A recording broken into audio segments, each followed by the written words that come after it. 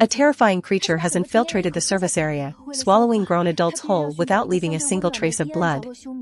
This massive mutant python is now hiding in the shadows, waiting for its next meal. Like and subscribe if you enjoy this. Now let's begin. The protagonist discovers that the monsters in the mist don't use sound waves but implant hallucinations directly into the brain. He coldly decides to let others die first to uncover the monster's secrets. He finds a loophole using the bus luggage compartment as a pure spatial storage. By cycling items through a quality upgrade system, he realizes he can hoard all the city's resources without limit.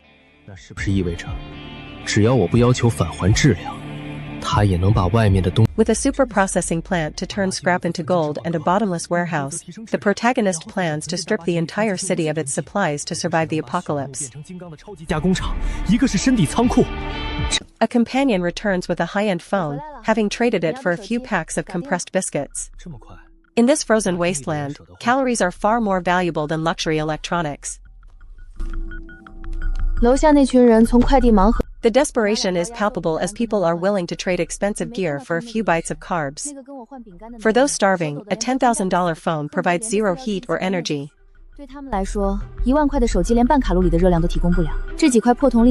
The protagonist encourages the trade, noting that waste is the new gold. Meanwhile, he uses the remaining signal to download offline maps and movies before the base stations collapse.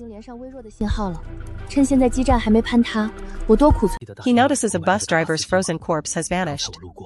Since the people in the hall wouldn't waste energy moving a frozen body, he suspects a third, unknown entity is lurking.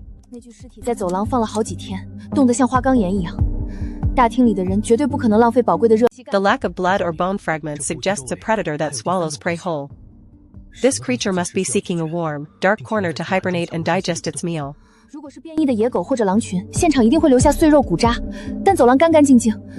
Outside, the brutal cold is causing severe frostbite, leaving survivors in agony as their skin literally freezes to their clothing.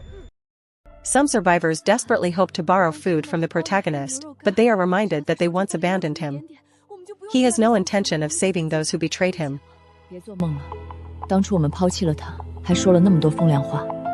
Fear turns into despair as one woman cries that her limbs will be amputated if she has to keep digging through the snow for survival.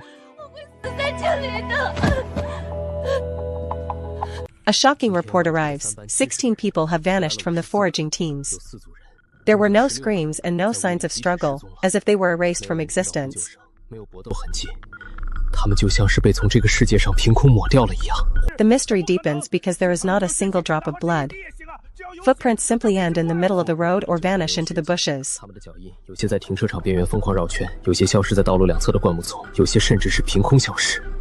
A small amount of food is recovered from a truck, which might sustain them for 10 days. The group decides to rest before making a desperate push toward the city.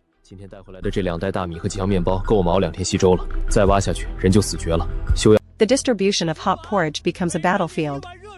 Starving survivors fight and scream, treating a bowl of thin soup as if it were the ultimate prize.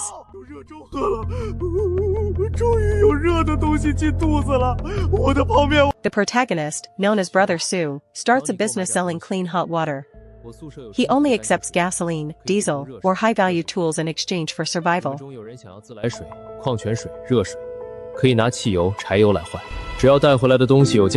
He uses the group chat to lure people into trading their fuel. To him, these resources are the only way to ensure a chance of survival.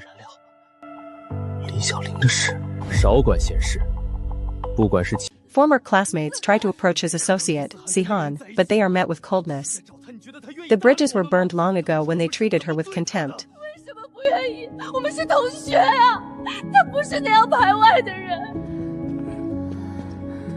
The protagonist plans to head to the Yongqing refugee base. He believes the perimeter is actually a vacuum zone for monsters because the main forces are attacking the center. Cruel rumors spread among the survivors, accusing women of trading their bodies for fuel. The atmosphere in the service area becomes toxic with hatred and suspicion.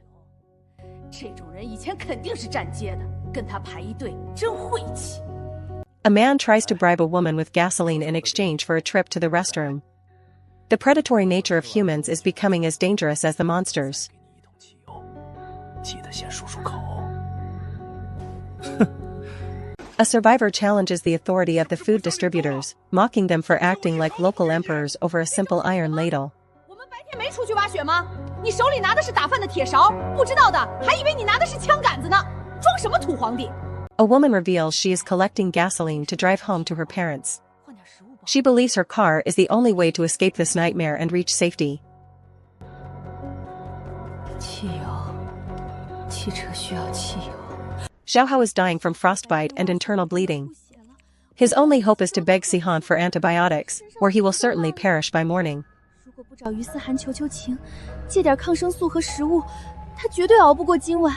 In a dark room, a man confesses to his dead sister that he pushed her into a mutant's path to save himself.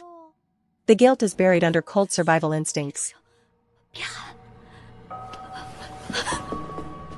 我也要玩，姐姐你快进来！ A man blackmails a female student, threatening to leak a video of her helping him dispose of a body unless she steals food for him by tomorrow.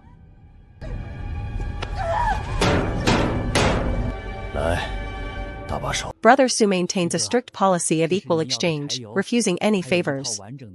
He tells the survivors that tomorrow, the price for fuel will double. 能不能多换2瓶热水？下面的人快冻僵了。规矩我早就定好了。 A father feeds his daughter strange, pungent meat, promising her chocolate if the girl brings him more a companion to lure into their trap. Xiaoling returns with a foul smell on her clothes. Her feet are rotting from sepsis, and the lack of medicine makes her condition fatal. 我到2楼去找于思涵了，他不肯见我，我在楼梯口摔了一跤，沾了点脏水。 A group of rebels finds a place to sleep and decides to share some noodles. However, they notice strange red-eyed rats staring at them with unnatural intelligence.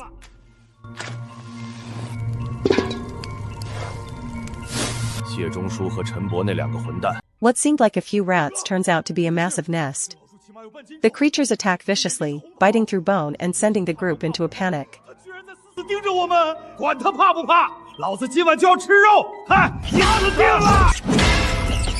With temperatures set to drop to -35 degrees, the protagonist prepares to leave for the evacuation point, leaving behind everything that might slow him down. 上午8点准时出发，去米莱镇撤离点。 The survivors continue to argue about the 16 missing people. As they lock the doors for the night, they realize someone is still missing from the group. 我猜那16个家伙是顺着踩出来的路，偷偷溜到大货车里偷大米和面包去了。 In this frozen hell, who will survive the night, and what truly happened to the missing 16?